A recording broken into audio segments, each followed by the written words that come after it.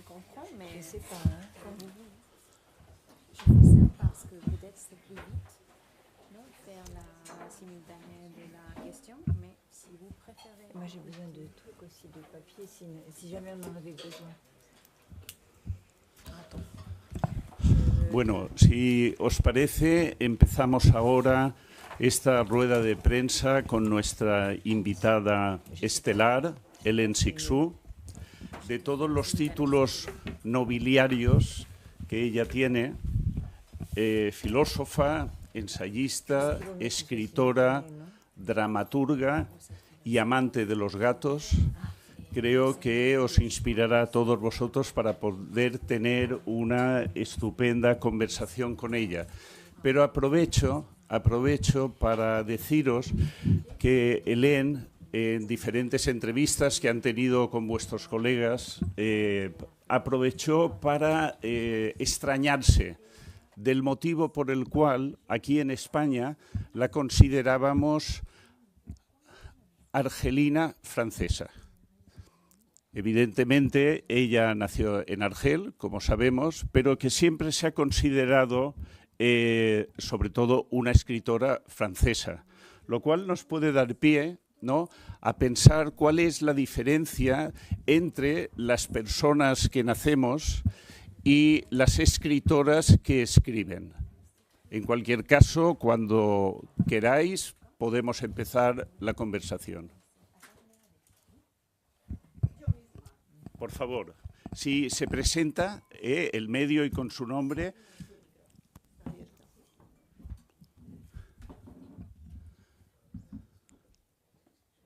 Bienvenida. Estoy muy emocionada de estar tan cerca de usted. Soy María Muñoz Toledo y represento a la Asociación Clásicas y Modernas para la Igualdad de las Mujeres en la Cultura. Me pregunto, ahora que se cumplen 50 años de la llegada a la escritura y de la risa de la medusa, ¿por qué solo hay otros 10 libros traducidos al español y unos pocos artículos? Hay en España, aquí en Madrid, un grupo de investigación y traducción sobre la obra de Jacques Derrida. Y yo propongo, para que se difunda, ¿por qué no crear otro grupo similar para traducir a Hélène Cixous? El propio Derrida, y sé que es mi intervención un poco larga, no tan periodística, en una de sus últimas entrevistas cerró este tema y decía: leer a Cixous, leer a Cixous.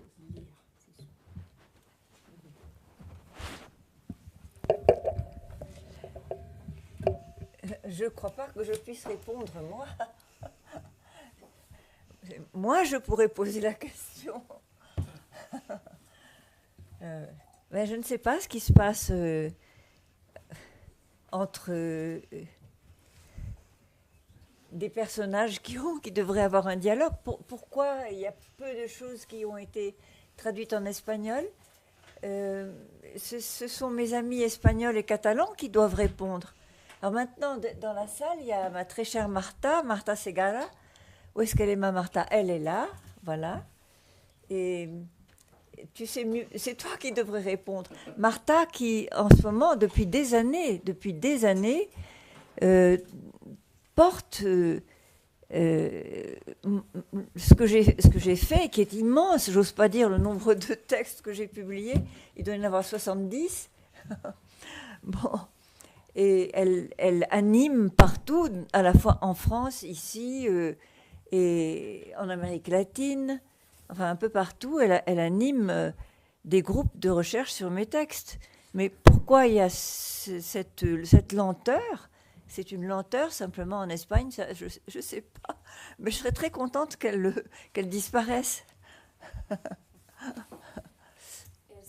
Una pregunta a la que ella realmente no puede responder, es una pregunta que más bien tendría que hacerosla a vosotros mismos.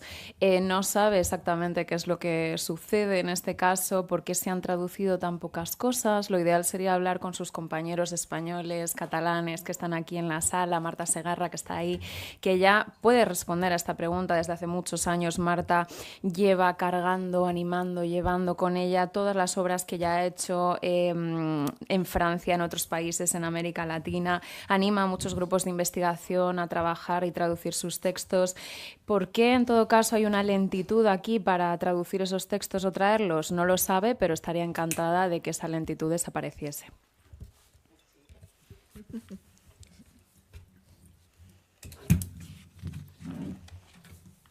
¿Quién más? Hola, soy Ariana Baciani de Objective Magazine. Perdón, gracias. Y quería preguntar si cree que ha cambiado en algo la publicación de mujeres en las editoriales y si realmente se está publicando por la calidad de los textos o si se está publicando únicamente por la cuota. Ben, c'est une très bonne question et je pense que je devrais répondre que c'est pour les deux.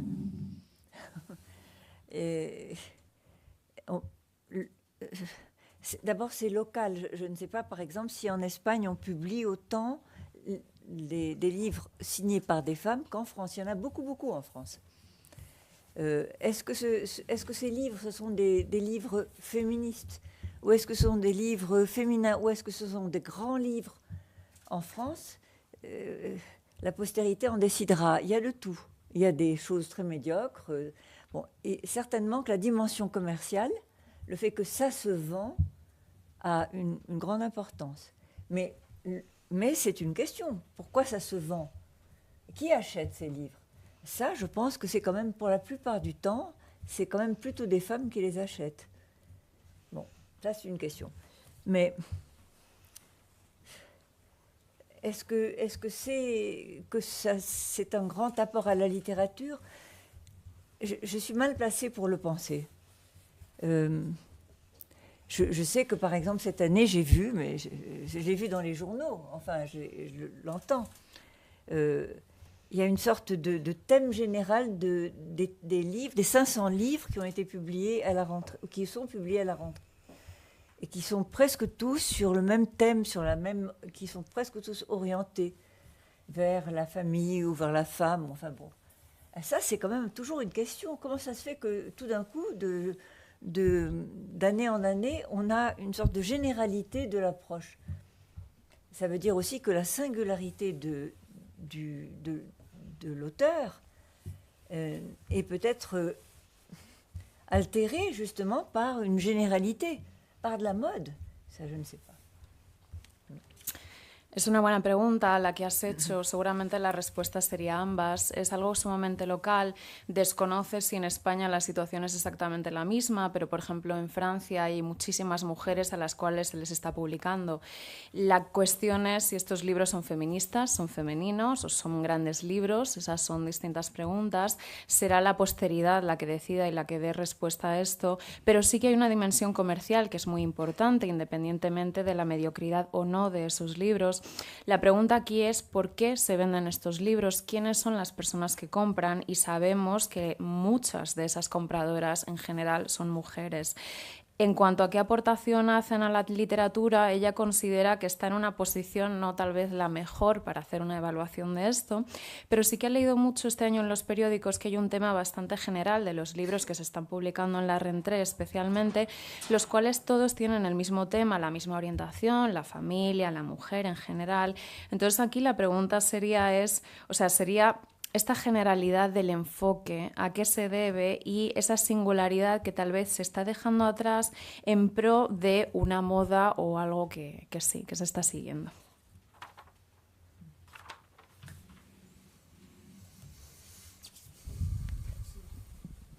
Hola, buenos días. Ay, perdón.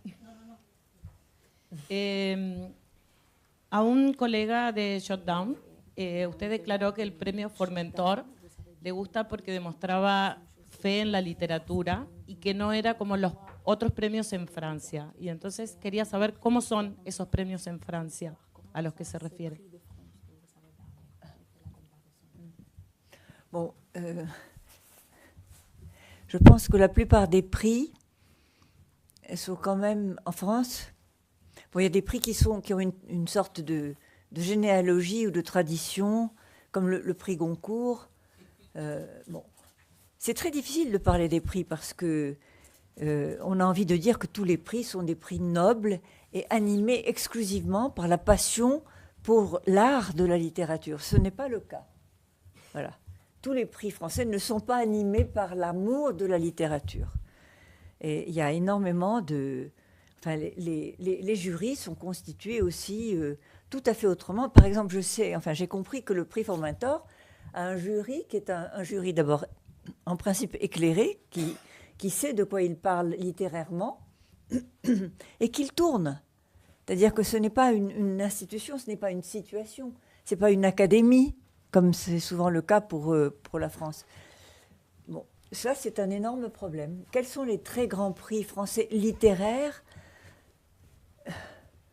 Moi-même, j'ai commencé, mon premier livre a eu un prix, et que c'était le seul prix, si je peux dire, à l'époque, puisque c'était en 69, donc c'est très ancien.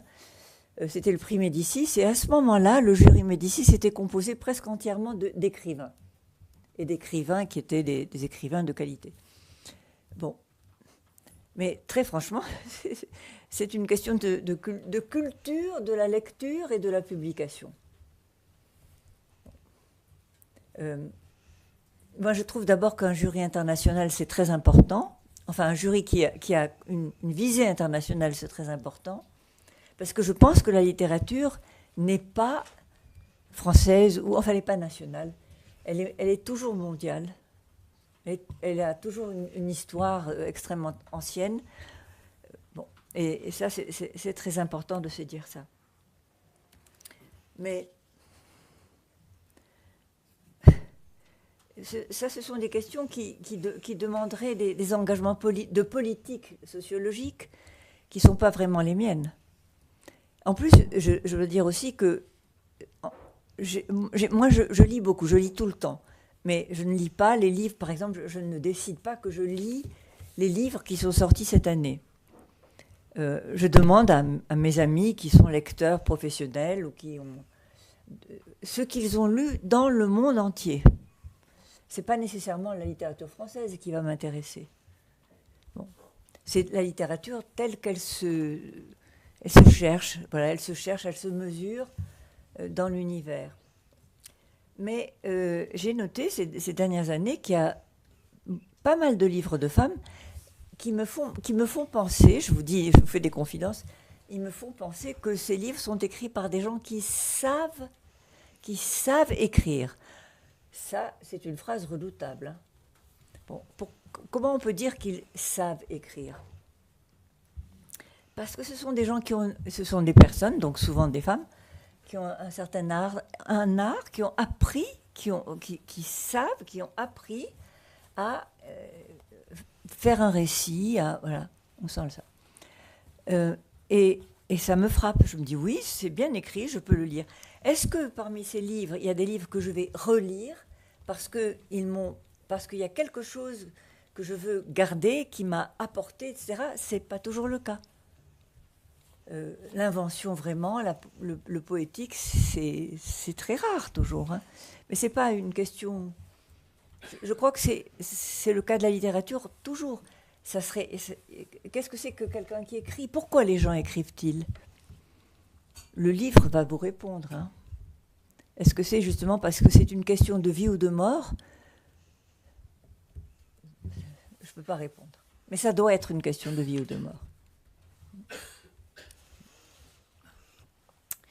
La mayoría de los premios, bueno, la mayoría de los premios franceses, algunos tienen una genealogía o tienen una tradición, como podría ser el caso del premio Goncourt, pero es difícil decir que todos estos premios sean premios nobles, que estén animados por la pasión, por la literatura. No todos ellos se mueven por el amor por la literatura. Y en cuanto al tema del jurado, ella sabe, por ejemplo, que el jurado del premio Formentor es un jurado que sabe de lo que habla en términos literarios, es un jurado que se mueve, que cambia, que es algo en el cual se ve un flujo, pero no es algo académico, no es algo fijo, no es una institución como suele suceder en la mayoría de los premios franceses. Sí que hay unos que son como los tres grandes, los más importantes, y se refiere al primer libro que ella escribió, que fue un libro que fue premiado en el año 69, recibió el premio Medici, y era en ese momento un jurado de escritores de calidad que sabían exactamente lo que hacían. La pregunta aquí es los temas de los que se tratan, si la cultura abordan la cultura del lector y la cultura de las publicaciones.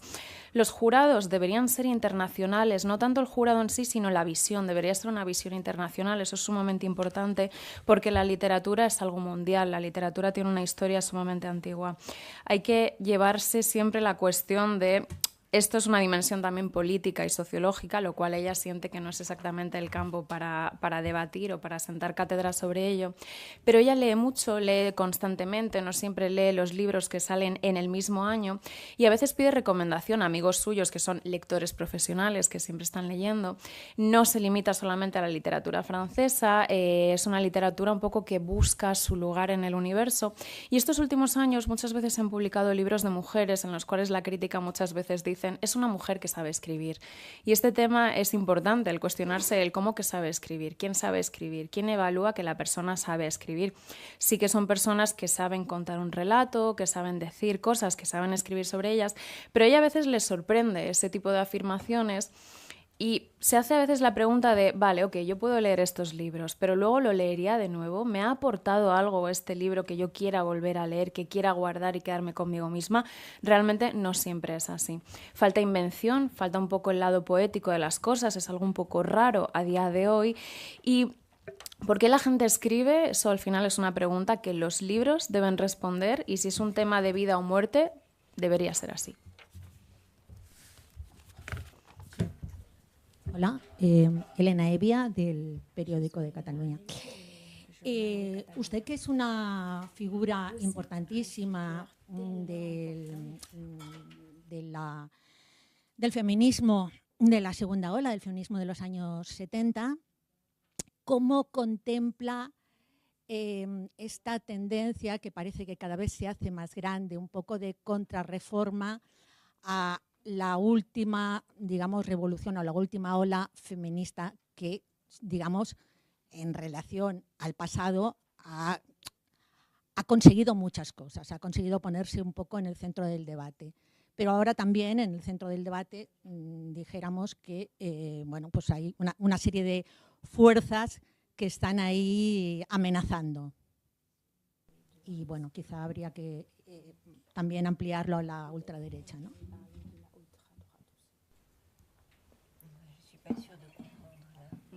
Si pudieses sintetizar un poquito la pregunta. Bueno, ¿qué opina de la contrarreforma que en estos momentos se está amenazando a los logros que en los últimos tiempos ha conseguido el feminismo? Dans le mouvement féministe, par exemple dans MeToo ou quelque chose comme ça. Como el Me Too, por ejemplo. Par ejemplo, oui. Bueno, sí. No, como el Me Too, sí. Considero, sí. C'est-à-dire, vous pensez aux excès de MeToo, par exemple? C'est ça que vous voulez dire? Non, todo lo contrario. Ah, une résistance au contraire. Ah, d'accord. Ah, d'accord. Mais il y a toujours ça. Je veux dire que...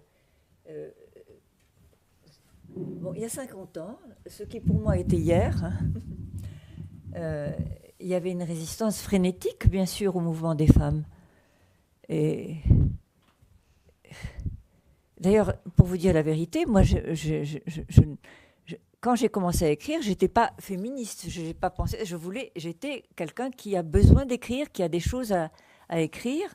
Et puis je me suis rendu compte tout de suite que je me suis dit, catastrophe, il faut que je m'occupe de la lutte des femmes.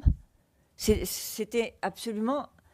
Et ça m'a embêtée. Je me suis dit, je vais parler toute ma vie de la lutte des femmes, parce que j'ai compris tout de suite que ce n'était pas quelque chose de passager, que c'était quelque chose qui était antique et qui durerait encore pendant des siècles. Et j'ai trouvé que c'était vraiment difficile d'être obligé d'épouser une cause. Et ça, c'est une énorme question pour quelqu'un qui écrit. Parce qu'il dit, il n'y a pas de cause pour la littérature. La cause de la littérature, c'est la littérature. Bon. Et alors, maintenant, et à l'époque, c'était une énorme question pour moi. Maintenant, la cause des femmes, par exemple, il y a 50 ans, on faisait des manifestations, ça c'était le côté féministe, alors j'étais obligée de m'engager, j'étais obligée moralement, pas littérairement, moralement. Et franchement, la position morale et la position littéraire, c'était pas du tout les mêmes. Pas du tout. En fait, la littérature, elle s'en fout. La littérature, elle voit le monde comme il est, ou comme elle le rêve, mais elle ne peut pas être militante. Donc c'est un vrai problème. Alors là, pardon de parler littérature, mais c'est quand même pour moi l'essentiel. Maintenant, je me dis que quand on voit le mouvement MeToo, je ne crois pas qu'il ait le moindre rapport avec la littérature. Non, il est militant, voilà. Et alors, comme toutes les militances, il se heurte à l'adversaire ou à l'ennemi. Et en ce moment, je pense qu'il y a quelque chose qui a changé, en tout cas, en ce qui concerne ce mouvement, par rapport au mouvement des femmes il y a 50 ans ou il y a 100 ans. Voilà. Là, il y avait de la part du monde masculin, ou comme on dit phallocratique, il y avait une résistance furieuse et extrêmement violente. Et le mouvement, il était quand même, il était fort parce qu'il était sincère, mais il était en nombre quand même très minoritaire. Très minoritaire. Et surtout, ce qu'il faut dire, pardonnez-moi de parler historiquement si je peux dire, la majorité des femmes n'étaient pas avec les femmes. Elles étaient entraînées comme ça par l'imitation des hommes. Bon. Ça a changé. Je veux dire, moi je pense que maintenant, les mouvements de femmes, si on peut utiliser le mouvement, parce que ce n'est pas tellement un mouvement, finalement c'est une répétition, sont suivis par une grande partie des femmes. Bon. À ce moment-là, la résistance à ces mouvements,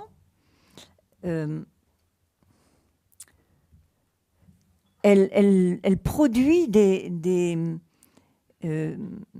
résistances d'une autre espèce, parce que tout de même, on a avancé quand même dans l'histoire. Et par exemple, ce que moi je vois en France, je ne sais pas comment ça se passe en Espagne, il y a quelque chose que je trouve très intéressant, c'est ce qu'on appelle le masculinisme. C'est-à-dire que tout d'un coup apparaissent des réactions d'hommes, et qui sont des réactions de défense et d'agression, qui sont très agressives et qui sont très primitives, qui sont réactionnaires, qui sont bêtes, et qui indiquent évidemment une énorme, un effroi, une crainte et une haine très primitive de la part des hommes. Ça existe. Je suppose que quand on pourra faire l'histoire, par exemple, du XXe siècle et du XXIe siècle, concernant les différents féminismes, parce qu'il y en a de toutes espèces, il faudra aussi faire, à ce moment-là, l'histoire, en même temps, de ces mouvements d'hommes qui, petit à petit, se forment et produisent des réactions, des allergies, des haines et des formes de destruction. Bon.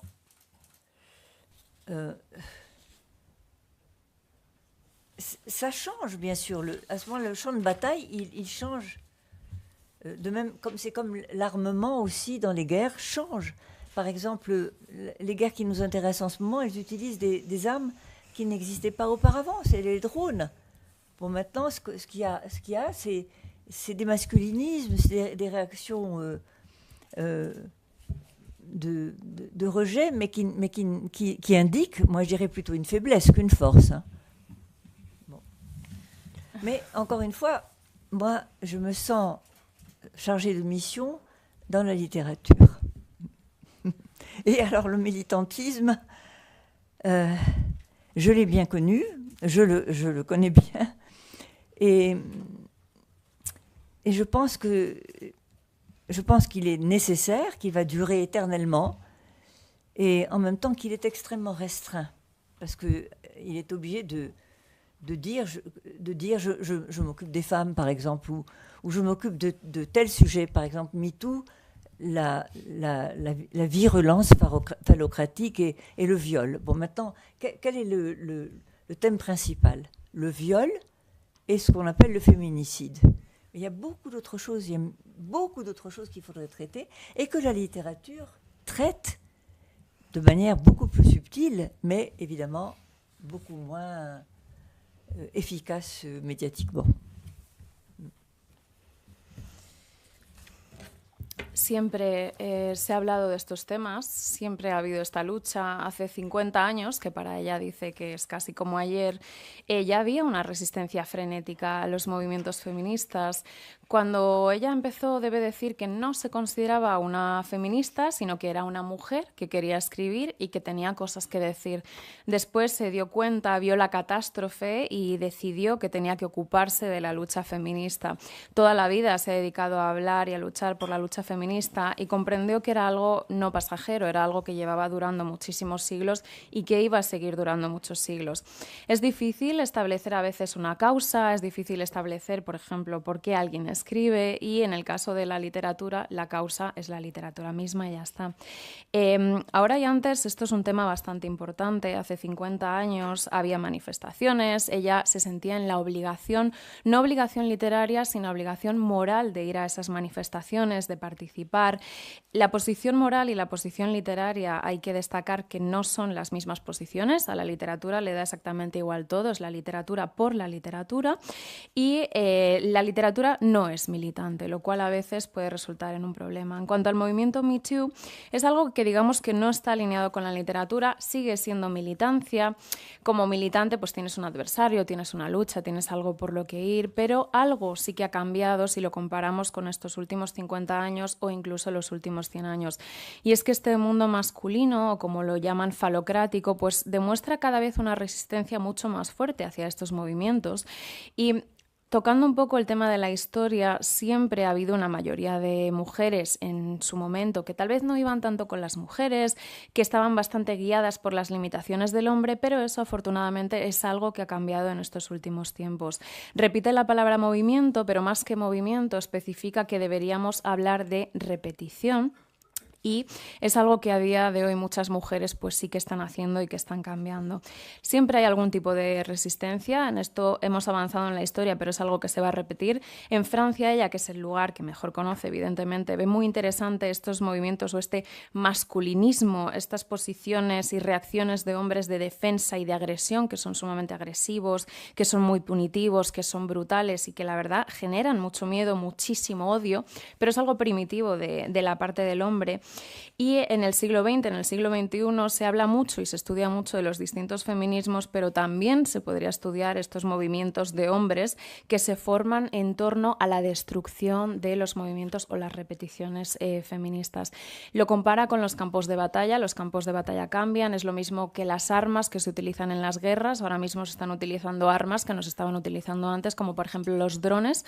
Van saliendo armas nuevas, pero siempre ha habido este masculinismo que demuestra un rechazo, que para ella muestra más debilidad que fuerza realmente, pero también repite que su misión es la literatura, que la militancia es algo que conoce muy bien, que es muy necesaria, pero que muchas veces está relativamente restringida. Cuando tú dices me ocupo de las mujeres o me dedico a las mujeres, tienes que elegir un poco dónde entras, ¿no? Si estás hablando de la virulancia de la falocracia o si estás hablando de las violaciones, que eso se restringe un poco al lado de los feminicidios, o sea, un poquito más relacionado con los nichos. La literatura tal vez en este sentido puede tratar las cosas de una forma mucho más sutil y desde el punto de vista de los medios mucho más eficaz. Hola, soy Winston Manrique de W Magazine. Usted ha hablado del poder de la palabra y de la lectura y de la escritura. ¿Qué opina de lo que dicen algunos intelectuales de que con la inteligencia artificial estamos en una transición en que está terminando la era de Gutenberg y llegando la era de del mundo oral frente a Gutenberg?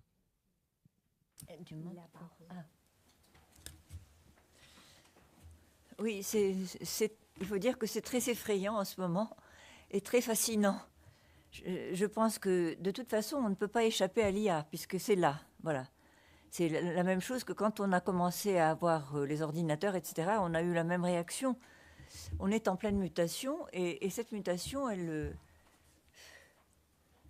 ce que je pense, c'est que je vois autour de moi, dans l'univers que je connais, et qui est peuplé surtout d'universitaires, d'étudiants, je vois que l'intelligence artificielle, elle est déjà installée. Et ça fait longtemps qu'elle se prépare, hein, ça fait 20 ans qu'elle se prépare, mais maintenant, elle est partout. Dans les universités, dans tous les lieux d'apprentissage, elle est là. Bon. Alors, bien sûr, la question qui se pose toujours, c'est est-ce que l'intelligence artificielle va tout remplacer? Alors, de manière modeste, parce que je suis peu sûre dans ce domaine, j'observe. Je pense qu'elle a une force de fascination. Tout à l'heure, on était dans le couloir et il y avait une intelligence artificielle dans le couloir. C'était une petite personne carrée comme ça qui courait dans le couloir et qui était aspirateur. Ça m'a complètement fascinée. Et je me suis dit, ah, elle est intelligente. Mais bon. Ça, c'est certain que c'est quelque chose qui va s'imposer dans des formes que nous ne connaissons pas encore, même si les agents de l'intelligence artificielle savent déjà ce qu'ils vont fabriquer. Bon. Mais la littérature et les arts, alors ça, j'ai toujours pensé la même chose. D'abord, la littérature, pas plus que l'art, mais l'art, après je m'expliquerai à ce propos. La littérature, elle ne disparaîtra jamais. Ça, j'en suis sûre. Parce que les êtres humains ne peuvent pas vivre sans une sorte de littérature, sans le travail de la langue. Tant qu'ils sont parlants, et ils sont parlants, même l'IA n'échappera pas à la littérature. La question, c'est l'extension de ses pouvoirs. Ça, je ne sais pas, mais après tout, les êtres humains, qu'est-ce qu'ils ont de particulier, d'extraordinaire, d'irremplaçable? C'est le rêve. Les êtres humains rêvent. C'est ce rêve qui va... le rêve, c'est simplement la littérature de nuit. Bon, ça ne disparaîtra pas et je pense que les êtres humains en auront toujours besoin. Peut-être que ça sera refoulé pendant quelque temps, mais ça ne disparaîtra jamais et ça reprendra des forces. Bon.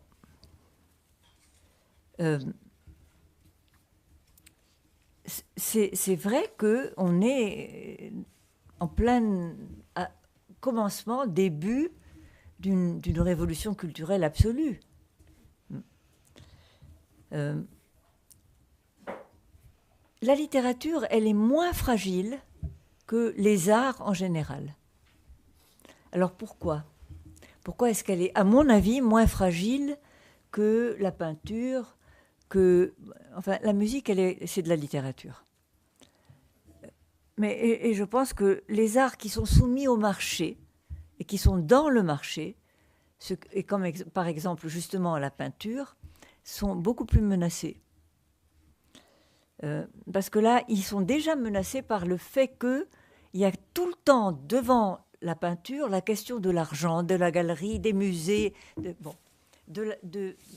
Ça, c'est terrible. Et j'en parle parce que je connais beaucoup de peintres que j'aime et je vois à quel point c'est redoutable que leur art soit toujours comme ça, accompagné par une sorte d'adversaire profond et indissociable. Alors la littérature,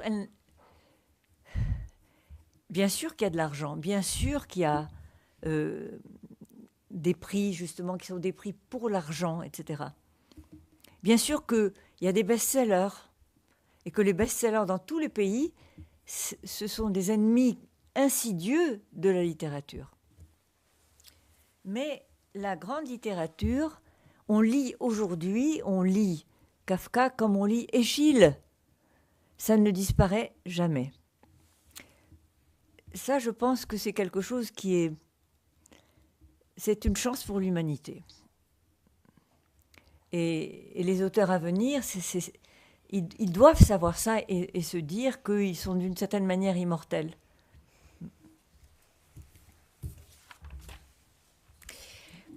El tema de la IA es algo que asusta y fascina a la vez. No se puede escapar a la IA porque es algo que está aquí, pero bueno, sucedió lo mismo con los ordenadores. Cuando surgieron, la reacción fue exactamente lo mismo. Estamos en un momento de plena mutación absoluta y ella lo conoce bien porque el universo en el que se mueve, especialmente el universitario, el de los estudiantes, pues la IA ya está totalmente instalada. Lo importante aquí es saber un poco cómo prepararse, porque realmente la IA está en todos lados, especialmente en los entornos del aprendizaje. La cuestión es, ¿la IA realmente va a reemplazar todo?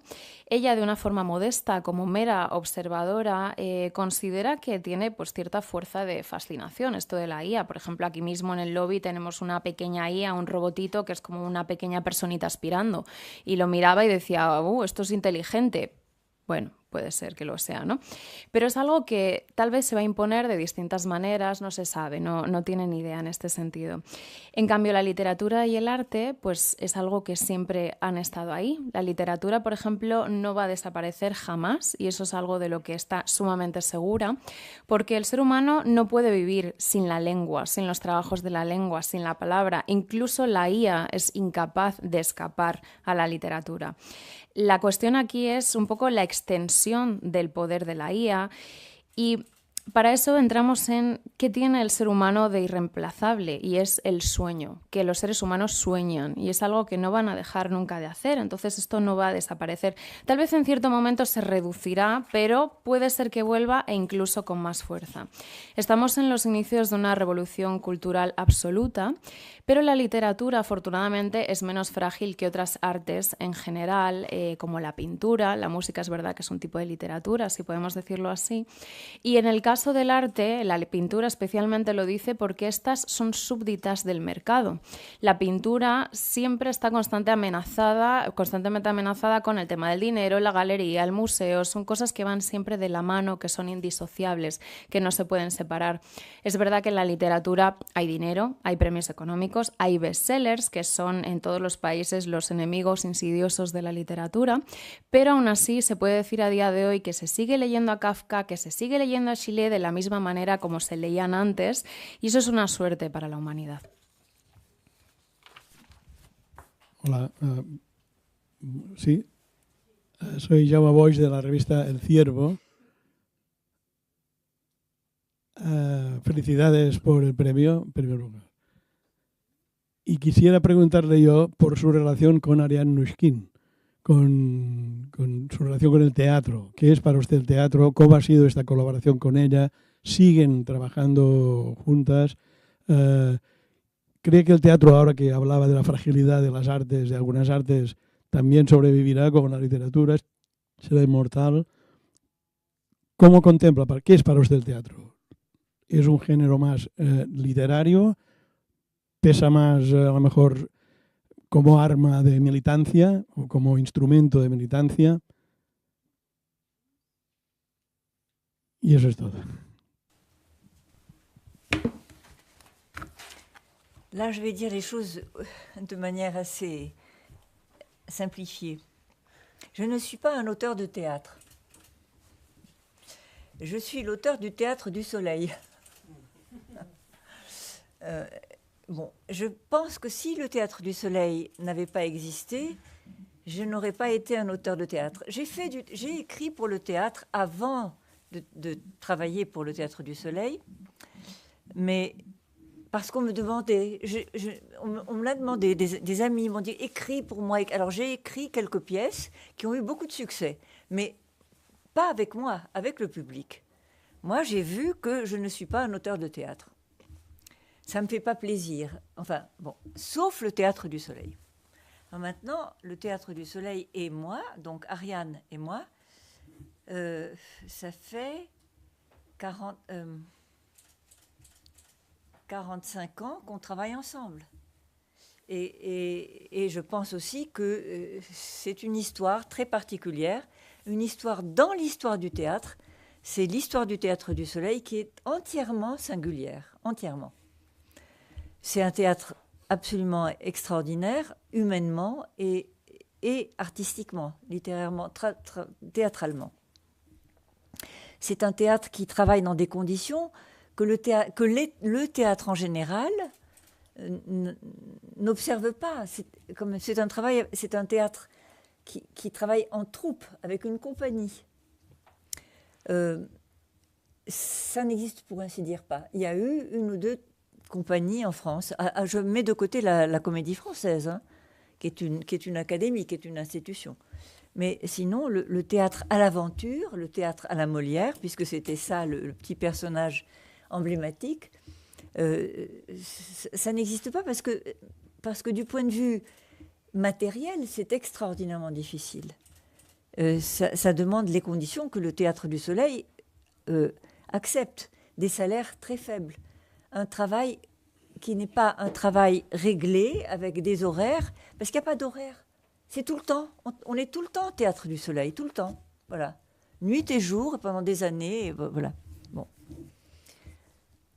Alors pourquoi moi j'ai fait ça? D'abord parce que c'est un théâtre que je trouve que j'ai vu. Donc en fait, la première fois que j'ai vu une pièce d'Ariane, c'était le 1789, la Révolution française. Bon. Et je suis devenue amie du Théâtre du Soleil. À un certain moment, Ariane m'a dit « Et tu ne veux pas écrire pour nous ?» J'ai dit « Moi, je ne peux pas écrire pour le Théâtre du Soleil. » J'avais l'impression comme ça, moi je suis une fourmi devant l'Inde, devant un continent monstrueux. Je ne peux pas, c'est beaucoup trop grand, c'est immense. Essaye. Elle cherchait un auteur. Voilà. Et quand j'ai commencé, j'ai essayé. Et alors j'ai commencé à travailler pour le Théâtre du Soleil, exprès pour le Théâtre du Soleil. Donc avec une perspective historique et politique très forte. Ce qui n'est pas mon cas quand j'écris mes livres. Bon. Et alors, j'avais écrit sur un petit village pendant la guerre du Vietnam, une petite tribu pendant la guerre du Vietnam, à la lisière entre le Vietnam et le Cambodge. Et Ariane a vu ça, elle m'a dit « Mais tu sais, tout petit, moi je veux du grand, du grand, du grand. » Bon, ça a commencé comme ça. Et j'ai appris à écrire pour le Théâtre du Soleil. Par exemple, avec 50 personnages.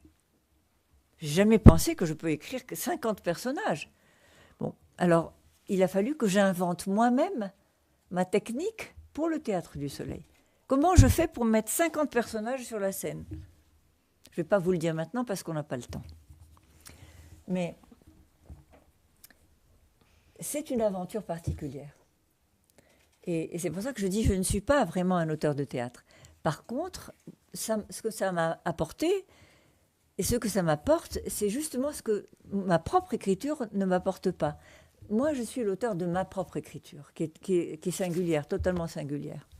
Et quand j'écris mes textes, je n'ai pas de public. J'écris pour la littérature. Peut-être que j'écris pour... je ne sais pas, parfois pour Stendhal, parce que j'adore Stendhal. Enfin, bon. Mais pour le public, non. Et pourquoi j'aime Stendhal aussi? Parce que Stendhal nous a dit, j'ai pas de public. Il n'avait pas de public, il n'avait pas de lecteur. Et il se disait, moi je pense que je serai lu en 1880. Après il réfléchit, il se dit non.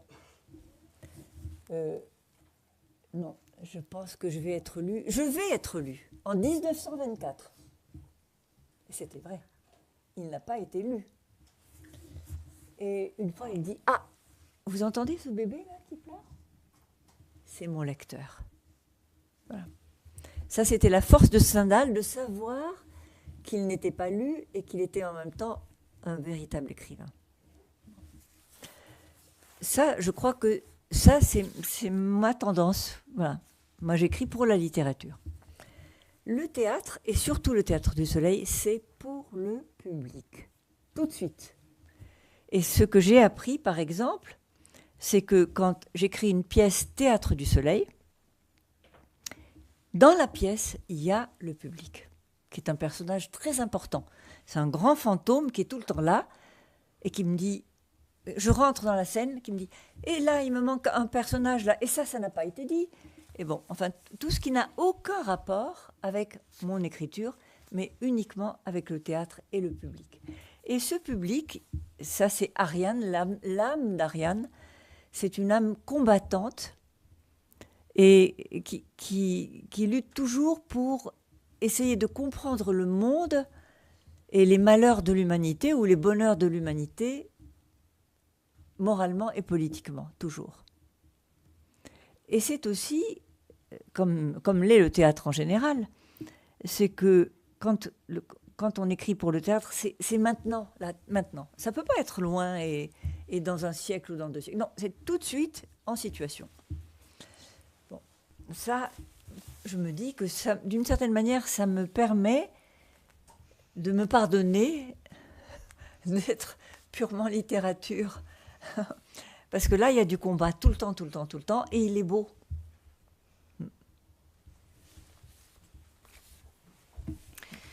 Simplificando la respuesta, ella quiere decir que no es una autora de teatro, sino que es la autora que trabaja o que hace Théâtre du Soleil. Si no hubiese sido por este Théâtre du Soleil, ella no sería una autora de teatro. Antes sí que había escrito ciertas piezas de teatro pequeñitas que le habían pedido sus compañeros, amigos, eran obras que sí que tenían éxito para el público, no para ella misma, y es algo que también le gustaba y lo disfrutaba. Lleva trabajando con Ariane 45 años, le encanta este trabajo que hacen de manera conjunta, y es que la historia de este teatro en particular es una historia especial porque habla exactamente de la historia del teatro. Es un tema especial, es un tema muy singular, es algo extraordinario desde el punto de vista teatral, desde el punto de vista humano y desde el punto de vista artístico. Cuando ella trabaja en el teatro, lo que hace también es observar, es tratar distintos temas que de otra forma no existirían, y antes no existía este tipo de teatro, dejando de lado la comedia francesa, que es una institución y una academia en sí misma, no estamos hablando de este tema. Pero esto es como teatro a la aventura o teatro a la Molière, ¿no? Que es la figura más representativa en este caso. Es algo que no existe y es extraordinariamente difícil de lograr por todos los requerimientos materiales que conlleva, por el salario tan bajo, por las retribuciones que tal vez no están a la par, las agendas, los horarios que realmente no existen porque es un trabajo de siempre, 24/7, constantemente están trabajando en ello. Ella, cuando de primeras le dijeron de trabajar, de hacer esto del Théâtre du Soleil, se sentía como una hormiga en el mundo y decía, ¿pero qué es lo que voy a poder aportar yo? Tiene una perspectiva histórica pues, bastante fuerte, bastante potente. De primeras escribió un texto como bastante chiquitito sobre la guerra de Vietnam y se quedó con algo muy pequeño y decía, pero si yo busco algo como mucho más grande. Entonces tuvo que empezar a aprender a escribir para el teatro hasta llegar al punto de escribir 50 personajes. Nunca hubiese sido capaz de imaginar que ella podría haber escrito 50 personajes para una obra y moverlos y gestionarlos como ella quisiera. Inventó su propia técnica para escribir teatro, que es algo que no va a comentar ahora mismo porque si no tendríamos que estar horas sentados aquí, pero el teatro es algo, le aporta algo que la literatura no le aporta. Son textos que en la literatura, por ejemplo, no escribe para un público, escribe por y para la literatura, pero en el teatro escribe para el público. Podemos decir que en la literatura pues escribe para ella misma y para Stendhal, por ejemplo. Stendhal también decía que no tenía público. Stendhal es una figura que ella adora y él decía que no tenía público, que no tenía lectores, que tal vez le iban a publicar en este año, y luego lo pensó y dijo, no, seguramente en este año no me lea nadie, tal vez en este, no, tampoco, en este no. Y en un momento dijo, ¿escucháis a ese bebé que está llorando por ahí? Este es mi lector, este es mi público. Stendhal era una figura con mucha potencia, con mucha fuerza, y lo admirable de él era que sabía que no lo iban a leer, pero que aún así era un escritor increíble. Eso es un poco su tendencia. Ella escribe también para la literatura. Y el teatro, como ya he dicho antes, se escribe para un público. Ha tenido que aprender a escribir así, de esta manera. Y el público es un personaje muy importante. Es un personaje fantasma que constantemente está ahí, en todo momento. Y el alma de Ariane, en este caso, quiere destacar que es un alma bastante combativa, que lucha siempre por entender el mundo, las cosas buenas, las cosas malas de la humanidad, desde un punto de vista moral y también desde un punto de vista político. Y otra cosa importante del teatro es que el teatro es ahora, es para ahora mismo, no es para dentro de X años o para dentro de X siglos, y también de cierta manera le permite a ella misma perdonarse de cierta manera y llevar a cabo ciertos combates bellos. Carles Domènech, del diario Última Hora de Mallorca. Yo le quería pedir una reflexión sobre la lengua como refugio, pero la lengua como refugio teniendo en cuenta sus orígenes compartidos, teniendo en cuenta Argelia, Francia, la condición de judía, el origen sefardita, Alemania y, por supuesto, las lenguas compartidas, o sea, el árabe, el francés, el alemán e incluso el español. C'est pour te demander une réflexion sur la langue. Sur la langue.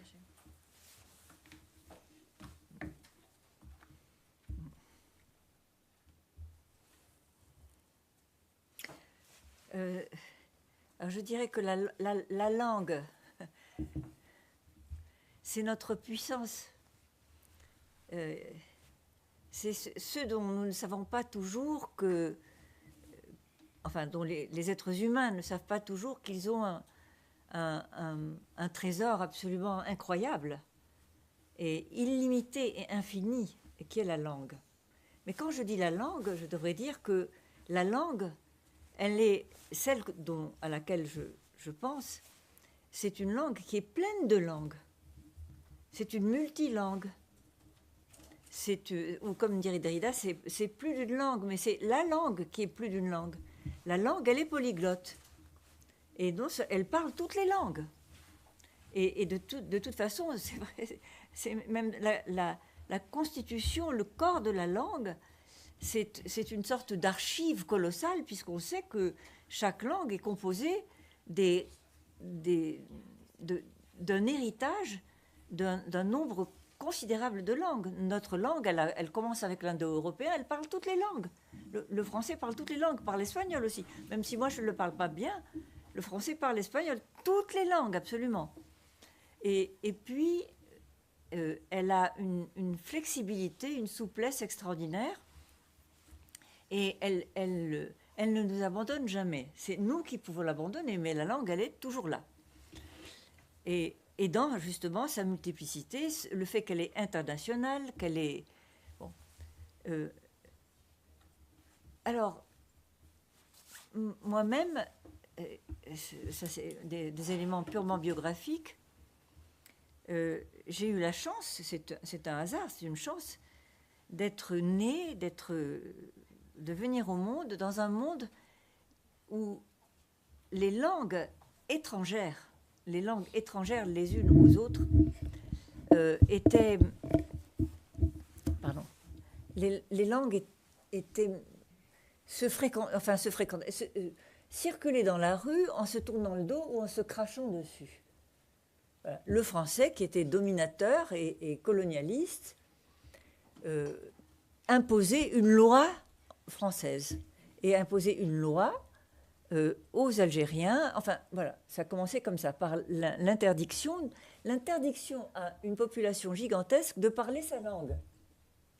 Bon. Dans ma famille, on parlait beaucoup, enfin, un certain nombre de langues. Ma famille maternelle, qui arrivait d'Allemagne, parlait l'allemand. La famille de mon père avait un long héritage que je ne vais pas raconter maintenant, mais comme je l'ai dit ce matin déjà, ma famille paternelle était d'origine lointainement 200 ans avant espagnols. C'était des juifs espagnols qui ensuite étaient arrivés, à partir du moment où ils sont arrivés à Gibraltar, ils ont commencé à parler espagnol et à être britanniques. Et ensuite, ils ont suivi la colonisation française. Et donc, toutes ces traversées de langues étaient là, chez moi, dans ma maison. Et mes parents aimaient les langues.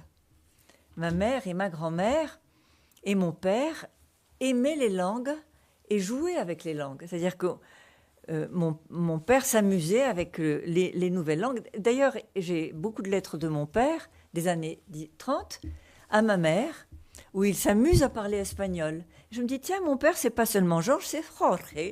Ah bon, d'accord, très bien. Bon.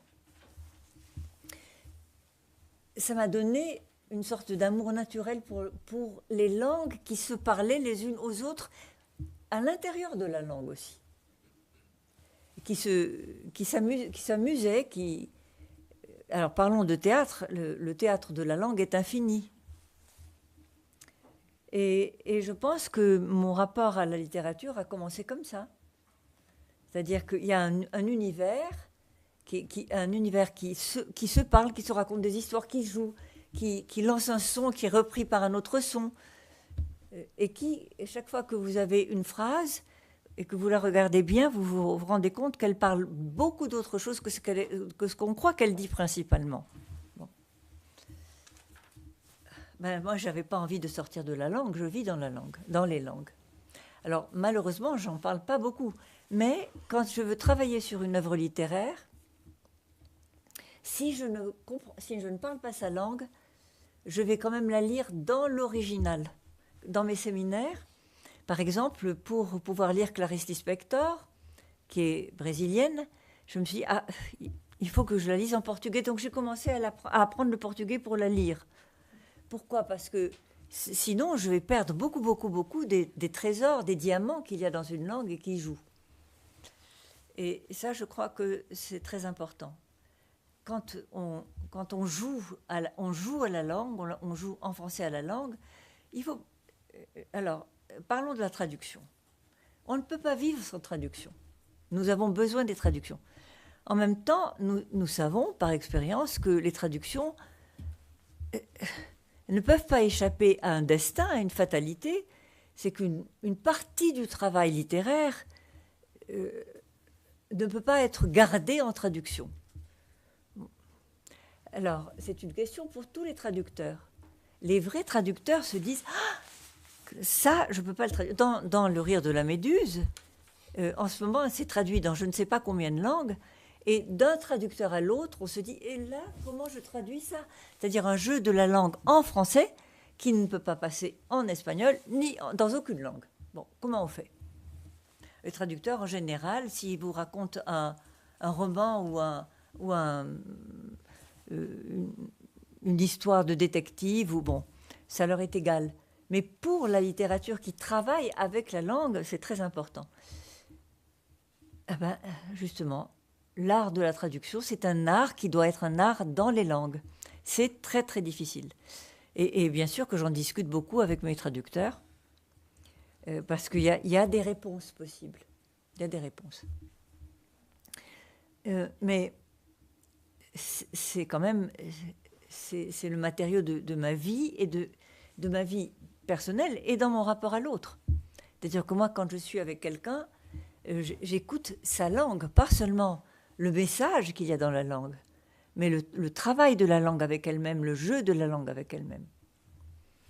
Je pense que je suis un écrivain en langue. Et bien sûr que la langue, elle fait la moitié de mon travail. Elle parle, elle me dit des choses. Quand je suis en train d'écrire, elle me dit et ça, et ça, et ça. Elle est devant moi, en fait, la langue. La lengua es nuestra fuerza. Los seres humanos a veces no somos conscientes del tesoro tan increíble, infinito que tenemos en nuestro poder, que es la lengua. Y ella piensa que la lengua es multilingua. Como decía Derrida, la lengua habla muchísimas lenguas. La lengua es políglota. El cuerpo tiene esa lengua, la utiliza, es un anhelo colosal y cada lengua trae una herencia distinta, trae pues un número de lenguas en sí. En Europa tenemos todas estas lenguas indoeuropeas de los cuales han bebido todas las lenguas que hablamos a día de hoy. De cierta manera podemos decir que el francés habla todas las lenguas. Lo bonito de la lengua es que es de una flexibilidad enorme y que no nos abandona nunca. Tal vez nosotros sí que la abandonamos a ella, pero tiene una multiplicidad, una interseccionalidad que es maravillosa. Entrando en un tema un poco más biográfica, ella considera que ha tenido la suerte de nacer en un mundo en el cual ha estado rodeada de muchísimas lenguas, lenguas extranjeras, lenguas que se hablaban en la calle, a sus espaldas, por todos lados, en cualquier esquina. Nació en un lugar en el cual la Francia era dominante, era colonialista y además impuso una ley en la cual lo primero que se hizo fue prohibir hablar la lengua natal a las personas de la población en la que estaban. No podían hablar su idioma. En cuanto a su familia, por el lado materno venían de Alemania, hablaban alemán. Por el lado paterno, como ya lo ha dicho en otras entrevistas, tiene una larga herencia que comienza en un origen español. Su familia paterna eran judíos españoles que luego se mueven a Gibraltar, hablaban español, pero de repente eran británicos. Luego llega la colonización francesa, una mezcla enorme. Su familia, su padre, su madre, su abuela, les encantaban las lenguas y jugaban con las lenguas. De hecho, tiene muchas cartas de su padre que le escribía a su madre en los años 30, en las cuales juega con el español y dice: yo ya no me llamo George, ahora me llamo Jorge. Y son esas cosas que destacan un poco cómo hablamos, ese amor con el cual nosotros hablamos dentro de una propia lengua, el lenguaje que utilizamos dentro de la lengua para expresarnos es algo que es sumamente infinito. Su relación con la literatura comienza así. El universo de la lengua es un juego de cazar sonidos, de escuchar un sonido y contestar con otro. Y si miras una frase, muchas veces esa frase te dice muchísimas más cosas de las que inicialmente tú piensas que has leído solamente cuando la has visto de primeras. Es una lengua que vive dentro de una propia lengua. Muchas veces si tiene que trabajar con algún autor o si quiere analizar, estudiar algún autor, por ejemplo un autor portugués al que se refiere, pues intenta aprender portugués para leerlo en su idioma original, porque si no habría muchos diamantes y muchos tesoros que se perdería. Es muy importante jugar con la lengua y con ello hacer referencia a la traducción. No podemos vivir sin traducción, pero también sabemos que no se puede escapar a la fatalidad de la traducción, porque a veces hay un trabajo literario que no se puede guardar. Hay ciertas cosas que no se pueden traducir. Por ejemplo, en el caso de La risa de la medusa, que ha sido traducido a muchísimos idiomas, los traductores hablan entre ellos y a veces se preguntan: oye, ¿y cómo has traducido tú esto? ¿Cómo lo traduzco yo? Porque de repente es un juego de palabras francés que es intraducible a otros idiomas. Las novelas en general, o las historias de detectives, ok, pero la literatura que trata sobre la lengua es difícil de traducir. Ella habla mucho con sus traductores, siempre hay respuestas, hay que encontrar una respuesta a esas dudas, pero la lengua es el material de la vida, es el material de su vida, no son solamente sonidos, sino que son muchas más cosas que están dentro. Ella dice que escribe en lengua, que escribe para la lengua y que la lengua siempre va por delante de ella, que le habla y además mientras está en ese proceso de trabajar y de escribir es la lengua la que le dice: oye, vamos por aquí y vamos a hacer estas cosas. Bueno, yo creo que tendríamos que ir acabando, ¿no? Agradeciéndole a Hélène, ¿no? la exhaustiva respuesta que ha dado a todas vuestras preguntas, y también agradecer a Aitana Mendioroz no solo la traducción, sino la interpretación que ha hecho de las palabras de Hélène. Gracias. ¿Hay algo urgentísimo que no pueda esperar por parte vuestra?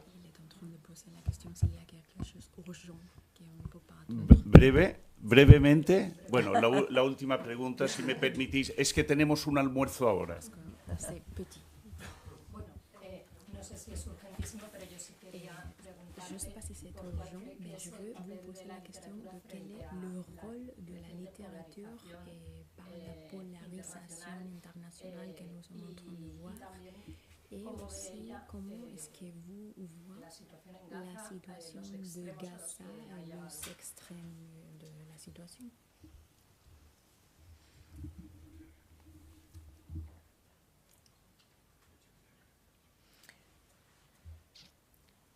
Là, bon, alors je ne sais pas, parce que là c'est vraiment tout. Le rôle de la littérature, c'est ce que j'ai dit. De toute façon, on ne peut pas vivre humainement sans littérature. C'est pour ça que je dis toujours que la littérature, en tout cas, ne disparaîtra jamais. Elle peut être interdite. Elle est très souvent interdite. On sait qu'on arrête aussi tous ceux qui se servent de la langue pour combattre. Les journalistes qu'on arrête et qu'on met en prison, qu'on tue. Bon. Mais alors là, je cite un grand poète russe, Mandelstam, qui était un immense poète, vraiment un des plus grands poètes russes. L'époque stalinienne, il est mort en 1938, il était déporté, enfin en déportation, et il est mort à Voronezh, en chemin vers la mort. Il avait écrit un tout petit poème qui osait décrire Staline, avec ses moustaches comme des gros vers, et voilà, bon. Et alors, évidemment, il a écrit sa propre condamnation à mort, donc il a été déporté, voilà. Mais il disait, en tout cas, je suis la preuve que la littérature est importante, puisque pour 4 vers, on est tué. Je pense que c'est vrai. Alors maintenant, Gaza et le reste. Alors moi, je ne dissocie pas, je devrais, mais je ne le fais pas, je ne dissocie pas en ce moment Gaza, Israël, l'Ukraine et la Russie, et derrière, évidemment, Poutine et Xi Jinping.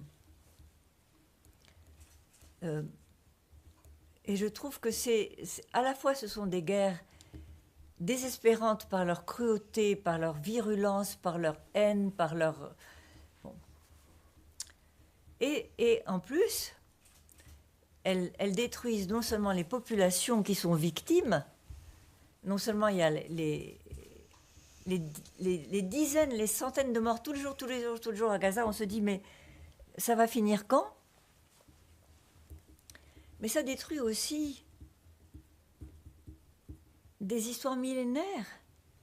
Ça détruit, je me dis, ça détruit par exemple ce moment, ce que j'appelle un moment Israël, actuellement. Je me dis, mais ce que je dois dire, la vérité, c'est que j'ai toujours craint ça. Je me suis toujours dit que ça allait arriver.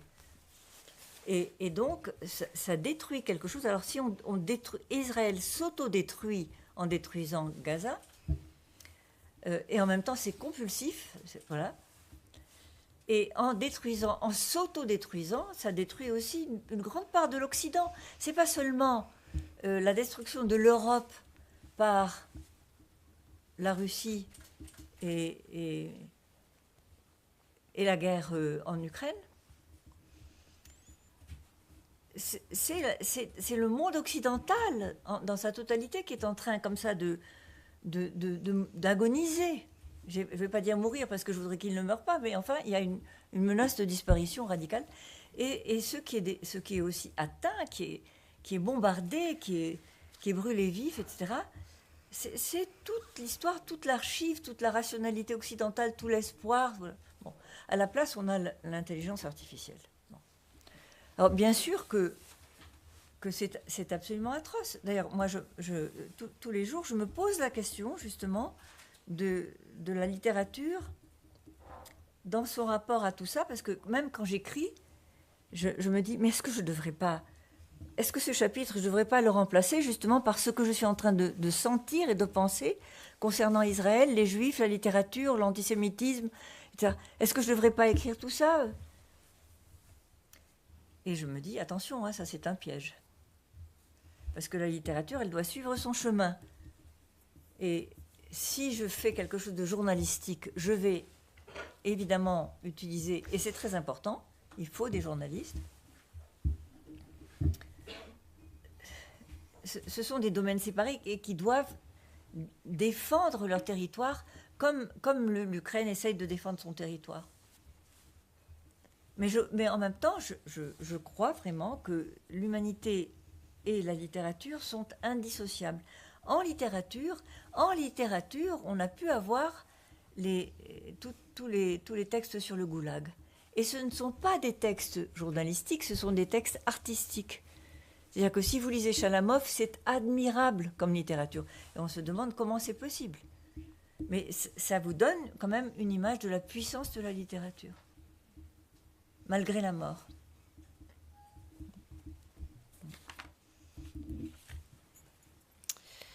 Bueno, esta pregunta que haces es algo que está por todos lados, pero como ya he dicho antes, el rol de la literatura es básicamente que no podemos vivir sin ella, no podemos vivir sin la literatura no va a desaparecer, la palabra no va a desaparecer, a pesar de que muchas veces se ha prohibido la literatura, se seguirá prohibiendo, pero tenemos la lengua precisamente para combatirla. Tenemos periodistas que han sido asesinados o que han sido encarcelados precisamente por esto.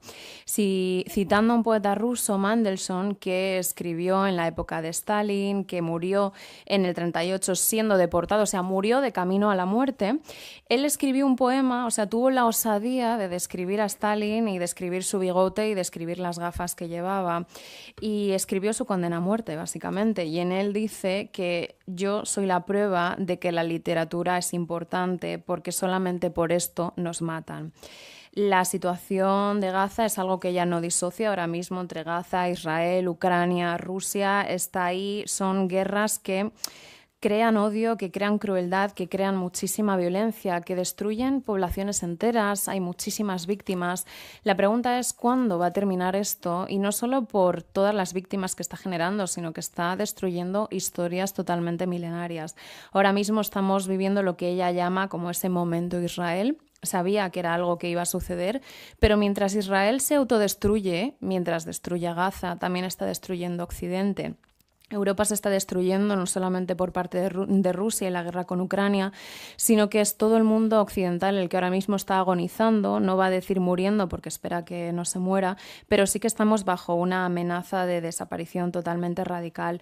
Todo lo que se destruye con las bombas y lo que arde en el fuego, pues también la esperanza está ardiendo bajo esos escombros, y luego ya tenemos el tema de la IA. Otra pregunta importante sobre esto es cuál es la reacción de la literatura en este sentido. Ella, cuando escribe, dice que muchas veces termina de escribir y se pregunta, ¿debería cambiar este capítulo y cambiarlo porque lo que yo siento ahora mismo sobre Israel, el antisemitismo, la situación, la guerra, etcétera? Pero hay que tener cuidado porque eso es una trampa. La literatura debe seguir su camino. Es el trabajo que uno tiene que hacer como periodista, como persona que se dedica a las letras. Al igual que los ucranianos se tienen que defender y tienen que hacer lo suyo, pues las personas de letras también tienen que hacer lo suyo. Cree que la humanidad y la literatura son algo totalmente indisociable. Si no hubiese literatura no tendríamos textos sobre los gulag que escribió Chalamov, que no son textos históricos, son textos artísticos que lo que hacen es demostrar el poder que tiene la literatura a pesar de la muerte.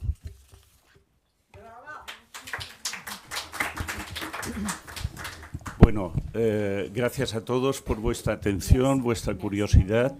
Y sobre todo, lo decimos cada año, la intención, el compromiso del Premio Formentor no es solo reconocer la autoridad literaria de los premiados, sino sobre todo ayudar a difundir su obra. Y en este papel vosotros tenéis una importancia fundamental. O sea que gracias y nos vemos esta tarde en el Teatro Real. Merci Basilio. Merci.